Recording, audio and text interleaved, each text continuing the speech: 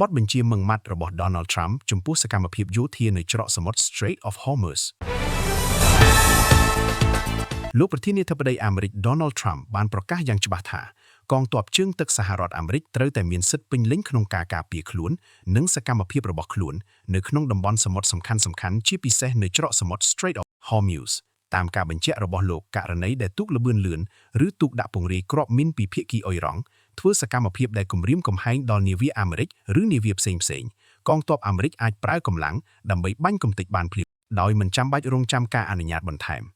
ច្រកសមុទ្រ Hormuz គឺជាតំបន់យុទ្ធសាស្ត្រដ៏សំខាន់មួយនៅលើពិភពលោកដែលជាច្រកផ្លូវសំខាន់សម្រាប់ការដឹកជញ្ជូនប្រេងឥន្ធនៈពីប្រទេសនៅមជ្ឈមបូព៌ាទៅកាន់ទីផ្សារពិភពលោក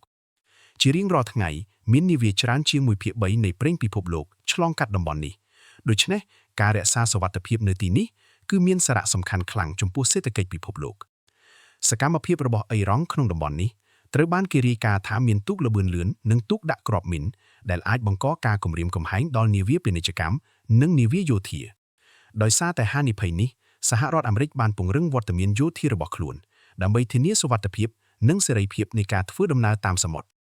លោក Donald Trump ក៏បានបន្ថែមថាសហរដ្ឋអាមេរិកមិនមានបំណងបង្កសង្គ្រាមទេប៉ុន្តែត្រៀមខ្លួនរួចជាស្រេចក្នុងការឆ្លើយតបចំពោះគ្រោះថ្នាក់ណាមួយការបញ្ជាយ៉ាងម៉ឺងម៉ាត់នេះត្រូវបានគេមើលថាជាសារបញ្ជាក់ថាអាមេរិកនឹងមិនអនុញ្ញាតឲ្យមានសកម្មភាពណាមួយដែលអាចរំខានដល់សុវត្ថិភាពនាវាចរអន្តរជាតិឡើយជាសរុបការសម្រេចចិត្តនេះបង្ហាញពីភាពតានតឹងខ្ពស់នៅក្នុងតំបន់មជ្ឈមបូព៌ានិងសារៈសំខាន់នៃច្រកសមុទ្រ Hormuz ដែលអាចមានឥទ្ធិពលដល់សេដ្ឋកិច្ចនិងសន្តិសុខពិភពលោកទាំងមូល